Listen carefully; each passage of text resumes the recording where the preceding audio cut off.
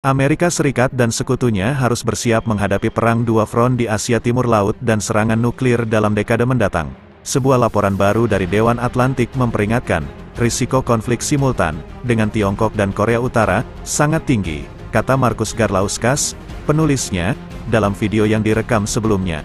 Konsekuensinya, dari perang dua front, sangat besar, jika hal ini meningkat menjadi serangan nuklir. Ia menulis dalam laporannya, dampak strategis dan operasional yang hampir seketika dari serangan nuklir terkecil sekalipun, termasuk mengganggu operasi militer, mengobarkan opini publik, dan peningkatan risiko yang meningkat secara tajam, hampir pasti akan jauh melebihi dampak fisik dan taktis langsungnya. Dalam jangka panjang, pelanggaran nyata terhadap tabu nuklir, dan kegagalan pencegahan nuklir juga berarti bahwa konsekuensi dari serangan nuklir terbatas di Asia Timur dapat berdampak secara global dan dirasakan dari generasi ke generasi.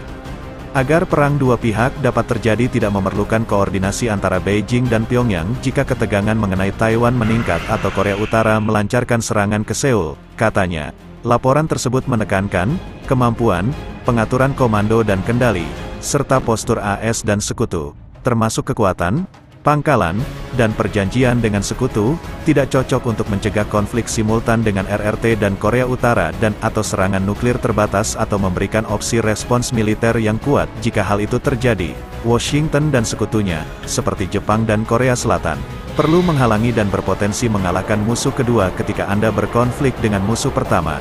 Katanya, laporan tersebut merekomendasikan Amerika Serikat untuk meningkatkan kehadiran militernya di Jepang dan Korea serta interaksi dengan Taiwan sebagai langkah pertama untuk menghadapi perubahan keadaan karena harus terlibat dalam dua konflik sekaligus di Asia Timur Laut. Alasannya adalah, untuk membantu memastikan bahwa sekutu dan mitra utama AS lebih siap secara intelektual dan operasional dalam menghadapi konflik dengan RRT atau Korea Utara yang melibatkan serangan nuklir terbatas oleh salah satu atau keduanya. Selain itu, kehadiran dukungan penerbangan angkatan laut dan militer yang lebih nyata dari sekutu lain seperti Inggris, Kanada, dan Australia juga akan memperkuat komitmen dan kontribusi internasional terhadap pencegahan.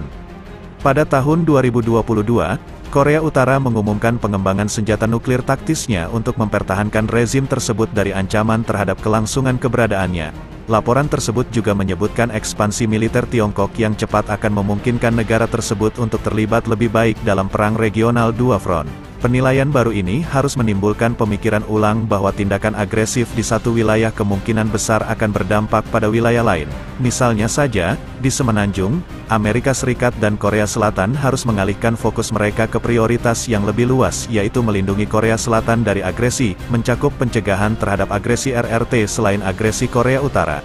Kata laporan itu, meskipun ada sejumlah kemungkinan yang dapat menyebabkan konflik meningkat menjadi perang nuklir dua front pada dekade berikutnya, laporan tersebut menyatakan, ketidakpercayaan yang mendalam saat ini ada antara RRT dan Korea Utara, dan kami menemukan bahwa kedua hal tersebut tidak terjadi, mungkin akan merasa terdorong oleh kewajiban apapun untuk berjuang bersama-sama, namun hal ini tidak akan mencegah munculnya konflik yang terjadi secara bersamaan dengan keduanya.